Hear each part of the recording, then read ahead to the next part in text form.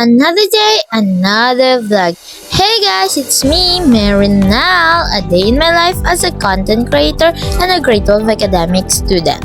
For today's video, gani guys, hindi for today, kay isang biyernes pa ni, basta mo na kay isang biyernes ko pa nga video, tapos nubo lang gini siya kay ay mayo kay nagbagyo to ba late na kami nakaabot sa eskwelahan, mga around 7:30 kami guro nakaabot na basta kami nagani sa ulan kay sulay man namon kay nagulaw-ulaw na nakatimi sa eskwelahan kaya ako mangutan hindi na mag-eskwela kay wala ka-declare sa amon suspension din ng eskwela kami nag-agi kami sa piyak kay sa piyak nga dalan manada ng gabaha. Tapos sa monis, ang pakagto na kami.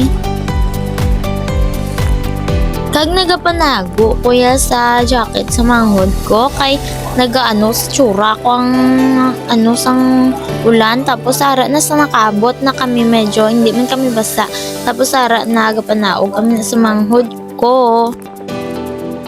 Bale jutay lang gini estudyante yaday sang biyernes kay nagainulan gani kag iban hindi makaagi sila mga alagyan.